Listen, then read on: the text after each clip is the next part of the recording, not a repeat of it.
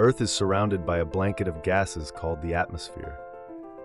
This atmosphere extends hundreds of miles above the surface and is divided into distinct layers, each with unique characteristics of temperature and composition. The lowest layer is the troposphere. Its upper boundary varies from 5 miles above the polar regions to around 10 miles at the equator. All of Earth's weather occurs in this lowest layer, from thunderstorms to hurricanes. Temperature in the troposphere decreases steadily as altitude increases, dropping from comfortable surface temperatures to around minus 58 degrees Fahrenheit at its upper boundary. This is because the ground heats the air above it. Above the troposphere lies the stratosphere, a calm region where temperatures actually rise steadily from minus 58 degrees at the base to around 27 degrees Fahrenheit at the boundary with the mesosphere. The stratosphere contains the ozone layer, which absorbs harmful ultraviolet radiation from the sun. This absorption of energy is what causes the temperature to rise with altitude in this layer, protecting life on Earth's surface. The stratosphere is extremely calm compared to the troposphere below. Commercial aircraft often cruise at the boundary between these two layers to avoid turbulence. There are no clouds or weather in the stratosphere, making it ideal for flight. Above the stratosphere lies the mesosphere, extending from about 31 miles to 53 miles above the surface. Temperatures in the mesosphere plunge dramatically, falling to around minus 150 degrees Fahrenheit at the mesopause. The mesosphere is where most meteors burn up upon entering Earth's atmosphere. Friction with the sparse air molecules generates tremendous heat, creating the streaks of light we see as shooting stars in the night sky. A unique feature of the mesosphere is the formation of noctilucent clouds, the highest clouds in the atmosphere. These rare ice crystal clouds form near the mesopause and can be seen glowing at twilight, illuminated by sunlight from below the horizon.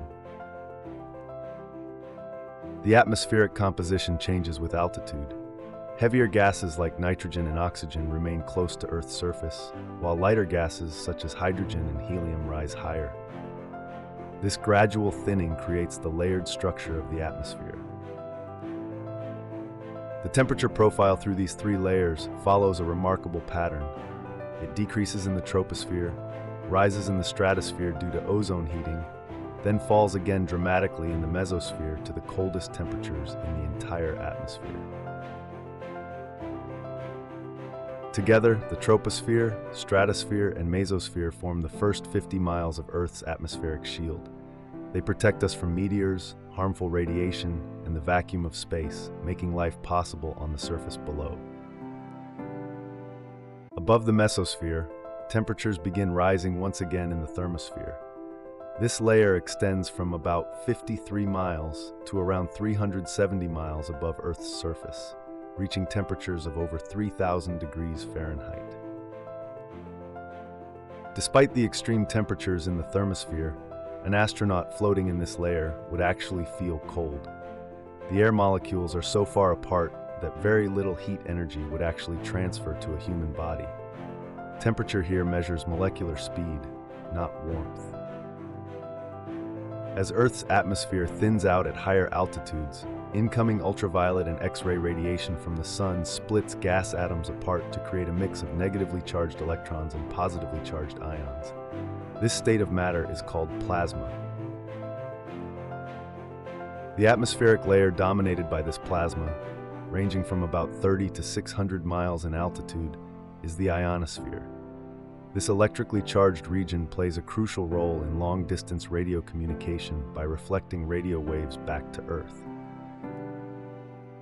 Charged particles in the plasma are influenced by Earth's magnetic field, creating wind-like flows around the planet. The plasma is densest at the tropics, where incoming solar radiation is strongest. The intensity of charge in the ionosphere varies depending on the intensity of incoming radiation from the sun. The structure of the upper atmosphere changes throughout each day, across the seasons, and according to longer cycles of solar activity. NASA's timed satellite uses ultraviolet and infrared instruments to observe the changing ionosphere. These observations have revealed the influences of both Earth's climate from below and the Sun's activity from above on this dynamic layer. According to aeronautical authorities, the ionosphere contains the official edge of space, known as the Kármán line. This boundary sits at an altitude of 62 miles or 100 kilometers above sea level. The Kármán line is named after Theodor von Kármán, a Hungarian-American engineer and physicist.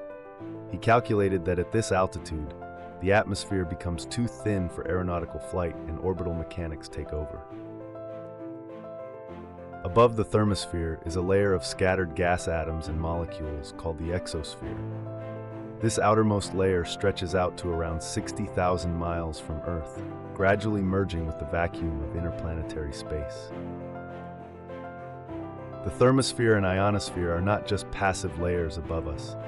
They affect satellite orbits, disrupt radio communications, and create the conditions for spectacular aurora displays near the poles. From the turbulent troposphere to the electrically charged ionosphere and the edge of space at the Kármán line, Earth's atmosphere is a complex system of interconnected layers. Each layer plays a vital role in protecting our world. Earth is shielded from the harsh environment of space by an invisible magnetic bubble called the Magnetosphere. Generated by churning molten iron in Earth's outer core, it extends dozens of times Earth's diameter in all directions. Earth's molten core gives it the strongest magnetic field of any rocky inner planet. Swirling currents of molten iron create a magnetic field that influences any magnetic or electrically charged object in its vicinity. This magnetic field deflects the stream of charged particles from the sun, known as the solar wind, preventing them from stripping away Earth's atmosphere. Most solar wind particles flow around the magnetosphere. Many charged particles are trapped in donut-shaped regions of the magnetosphere called the Van Allen belts. There are two main belts surrounding Earth at different altitudes. Prolonged exposure can threaten spacecraft and astronauts. Particles passing through the magnetic field close to the poles interact with the atmosphere to create glowing lights called aurorae. Around the North Pole, the result is the stunning Aurora borealis. The magnetosphere has a teardrop-shaped structure, distorted by its interactions with the solar wind. It is compressed on the sun-facing side and stretched into a long magnetotail on the opposite side. Those solar wind particles that run straight into the magnetosphere are slowed down at a region called the bow shock. This is similar to the shockwave created by a supersonic aircraft. The existence of this complex magnetic environment was largely unsuspected until the launch of Explorer 1 in January 1958. Instruments designed by physicist James Van Allen detected a torrent of electrically charged particles. Launched in 2000 by the European Space Agency, Cluster 2 is a group of 4 identical probes orbiting Earth in formation. By measuring charged particles at several locations simultaneously, they revealed unexpected magnetosphere features. The magnetosphere cannot be imaged directly. It can only be investigated by satellites, reporting on conditions in a particular location. This makes it difficult to map changes in the magnetosphere's structure and link them to outside influences. When intense solar storms hit the magnetosphere, they trigger geomagnetic storms that disrupt satellite communications, power grids, and GPS systems. These storms also push Aurora to lower latitudes, visible far from the poles. Without the magnetosphere, the solar wind would strip away Earth's atmosphere over time, making our planet uninhabitable. This invisible shield is one of the key factors that make Earth uniquely suited to support life. The solar system formed about 4.6 billion years ago out of an immense, slowly spinning cloud of gas and dust within the Milky Way. The most widely accepted theory for how this happened is called the nebular hypothesis. Gradually, gravity caused the cloud to contract and spin faster. As its central region grew denser, it also became hotter. This central region, the precursor of the Sun, heated up as it compressed under its own gravity. This central region eventually evolved into the Sun. Surrounding the newly forming Sun was a spinning disk of gas, dust, and ice. This flat disk is the birthplace of all the planets, moons, and other objects in our solar system. Within this disk, grains of dust and ice stuck together to form particles called planetesimals. These were anything from several feet to hundreds of miles in size. This process of accumulation took millions of years. The planetesimals gradually came together to form moon-sized objects called protoplanets, thousands of miles wide. Through a series of increasingly violent collisions, these protoplanets accumulated into 4 large lumps that became the inner planets. Rocky planets formed in the inner part of the disk where it was hot, and only materials with high melting points, mineral grains and metals, could persist in solid form. Other lighter materials were vaporized by the heat. In the cooler outer region, gas accumulated around cores of rock and ice to form the giant planets. Large amounts of hydrogen and helium were attracted to their massive cores, creating vast gaseous atmospheres. The series of collisions that formed the inner planets generated tremendous heat, so each planet started in an entirely molten state. While molten, the denser material sank toward the center in a process called differentiation. Over time, the planets gradually cooled and solidified from their surfaces inward. The lighter materials formed 2 layers of rock, a thin outer crust and a deeper, much thicker mantle. Deep below, the dense cores formed predominantly of iron. The nebular hypothesis neatly explains all of the solar system's most striking features, such as why it is flat and why all of the planets orbit the Sun in the same counterclockwise direction when viewed from above. Scientific understanding of the solar system has changed immensely over 500 years. Until the mid-16th century, Earth was believed to be at the center. As late as 1780, the system was thought to contain just 6 planets. Through the use of telescopes and spacecraft, the known size of the solar system and the number of objects it contains have grown enormously. We now know there are many other systems of planets orbiting stars elsewhere in our galaxy. The solar system consists of our local star, the Sun, along with a large number of objects that orbit around it. The Sun contains 99.85% of the solar system's total mass, dwarfing everything else combined. Other constituents include 8 planets and their moons, a handful of dwarf planets, and vast numbers of smaller objects. These fall into 3 main groups: asteroids composed of rock and metal, comets made of ice, rock, and dust, and Kuiper belt objects, which are largely ice bodies. The planets fall into 2 distinct groups. The relatively small rocky inner planets are Mercury, Venus, Earth, and Mars. The much larger outer planets are Jupiter, Saturn, Uranus, and Neptune, massive worlds of gas and ice. The planets orbit roughly in the same flat plane called the ecliptic, and in a counterclockwise direction when viewed from above the Sun's north pole. The time it takes a planet to orbit increases with its distance from the Sun. Mercury is the innermost planet, orbiting the Sun in just 88 days at an average distance of 36 million miles. Jupiter orbits much farther out, taking nearly 12 years to complete one orbit at 484 million miles. Between the orbits of Mars and Jupiter lies the main belt of asteroids. These rocky fragments typically take between 4 and 5 years to orbit the Sun. The belt contains millions of objects ranging from small pebbles to the dwarf planet Ceres. Neptune is the outermost planet, orbiting at 2.8 billion miles from the Sun and taking 164 years to complete one orbit. Beyond Neptune lie even more distant regions of the solar system.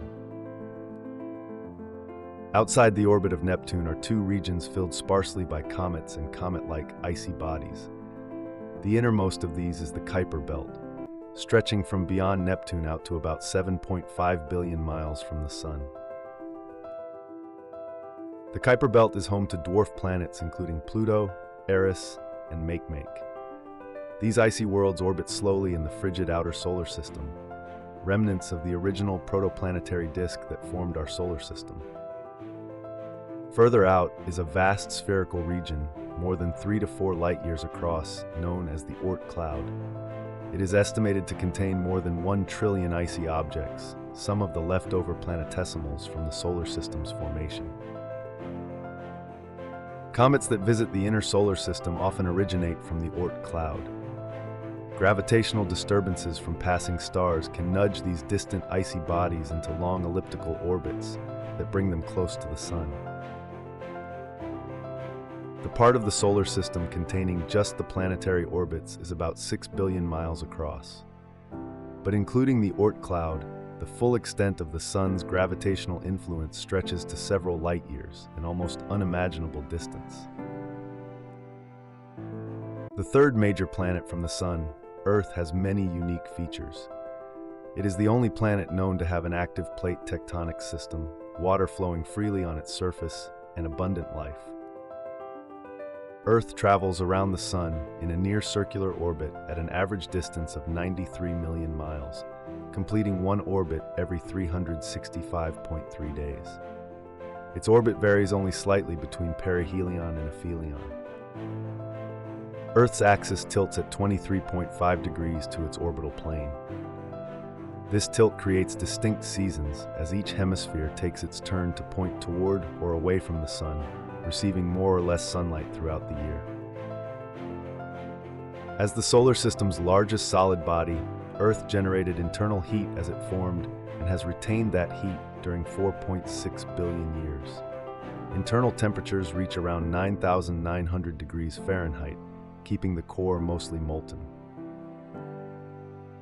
Earth's core is made of nickel and iron, surrounded by a mantle of hot rocks that grind past each other in vast convection cells. The crust and upper mantle are broken into huge segments called tectonic plates. Earth's crust is broken into 7 large plates and several dozen smaller ones. As the plates move around on the surface, they create mountain ranges, volcanoes, and new seabeds where plates collide or pull apart. The Pacific Ocean is surrounded by volcanic activity where the Pacific Plate collides with others. This ring of fire extends from New Zealand through Southeast Asia, Japan, Alaska, and down the Western Americas. When one tectonic plate dives beneath another in a process called subduction, it creates deep ocean trenches and powerful volcanic chains. The sinking plate melts as it descends into the hot mantle, generating magma that rises to form volcanoes. Volcanic eruptions can be seen dramatically from space. Ash plumes rise high into the stratosphere, and lava flows reshape the landscape below. Earth's surface has been heavily shaped by volcanic activity throughout its history. The inner planets were all heavily bombarded during their early history. Mercury bears obvious scars with many impact craters. On Earth, relatively few craters remain because the surface is constantly reworked by plate tectonics and erosion. Earth's solid inner core is gradually growing as the planet slowly cools. The outer core remains liquid, and its swirling iron currents generate the magnetic field that protects Earth from harmful solar radiation. Earth's active geology makes it unique among the inner planets. Plate tectonics, volcanic activity, and erosion constantly reshape its surface, making it the most dynamic rocky world in our solar system. The abundant life on Earth's surface is inextricably linked to the presence of liquid water. Earth's distance from the Sun, its gravity, and an insulating atmosphere combine to create ideal conditions for water to exist in all 3 states. The constant transfer of water between liquid ice and vapor helps shape Earth's landscape and drive its complex weather systems. Liquid water provides a vital medium for the chemical reactions needed for life as we know it. The dominant water cycle involves evaporation from the oceans and precipitation back onto land and sea. Clouds carry water inland where it falls as rain or snow. Water then flows downhill in rivers and streams back to the sea. Water that seeps into the ground flows slowly through underground aquifers before eventually reaching the sea. Plants also release water vapor through their leaves in a process called transpiration, contributing to cloud formation. Frozen water accumulates in massive glaciers at Earth's poles and on mountaintops. When ice melts, it forms meltwater streams that carve valleys and shape the landscape over thousands of years. Life on Earth ranges from simple single-celled organisms to complex multicellular beings. The dominant groups of multicellular organisms are plants, algae, and animals. Plants and algae generate energy from sunlight through photosynthesis. Plants and algae release oxygen as a byproduct of photosynthesis. Animals produce energy by eating plants or other animals. This interdependent web of life has shaped Earth's atmosphere over billions of years. Scientists estimate there may be around 10 million species on Earth now. Most are concentrated in biodiversity hotspots, such as coral reefs and tropical rainforests, which support extraordinary concentrations of life. Preserved in Earth's rocks, traces of ancient creatures show that life was present at least 3.5 billion years ago. The fossil record shows that life has been evolving ever since, producing increasingly complex organisms. The earliest fossils are simple single-celled organisms. Over billions of years, life evolved from these simple beginnings into the vast diversity of species we see today, from microscopic bacteria to blue whales. Mass extinction events have punctuated the history of life, wiping out large percentages of species. After each extinction, life recovered and diversified into new forms, demonstrating remarkable resilience. Water and life on Earth are deeply interconnected. Water sustains life, and life transforms the atmosphere. This delicate balance has been maintained for billions of years, making Earth the only known living world in the cosmos. Earth's mostly transparent atmosphere is predominantly nitrogen at 78%. It also contains a substantial amount of oxygen at 21%, and low levels of trace gases making up the remaining 1%. Some of these trace gases help to trap heat from the sun and maintain a temperate climate. Carbon dioxide, water vapor, and methane act like a blanket, keeping Earth's average surface temperature at a comfortable 59 degrees Fahrenheit. Earth's atmosphere has been greatly transformed by the existence of life throughout much of its history. Early Earth had very little oxygen. It was photosynthetic organisms that gradually filled the atmosphere with the oxygen we breathe today. The atmosphere insulates Earth from the worst temperature changes and allows water to exist on its surface. Without this atmospheric blanket, Earth's surface temperature would swing wildly between scorching days and freezing nights. Earth appears unique from space, with 2/3 of the globe covered by water, ice at its two poles, and much of the land colored green by plant life. NASA's satellites capture stunning images of our living planet. A view from directly above the North Pole reveals the frozen Beaufort Sea, the Greenland ice sheet, and the Canadian Shield. These polar views show how dramatically different Earth looks from various angles. Some species inhabit extremely hostile environments on Earth. Deep below the ocean surface, volcanic vents create oases of life in complete darkness. These hydrothermal vents spew superheated mineral-rich water from the planet's interior. The oases of life around deep-sea volcanic vents must endure extreme temperatures to survive. Giant tube worms anchored around the vents are among the most remarkable creatures, thriving without sunlight in boiling temperatures. These deep-sea organisms derive energy not from sunlight, but from chemicals dissolved in the vent water through a process called chemosynthesis. This discovery revolutionized our understanding of where life can exist. The discovery of life at deep-sea vents has profound implications for the search for life elsewhere in the solar system. Similar conditions may exist beneath the icy surfaces of moons like Europa and Enceladus. Earth's atmospheric composition and its ability to support extreme life forms in the darkest depths of the ocean demonstrate the remarkable adaptability of life. Our planet continues to surprise us with its hidden wonders. From its protective atmosphere to its deepest ocean trenches, Earth is a uniquely dynamic and living world. It is the only planet we know of that has maintained the conditions for life for over 3.5 billion years.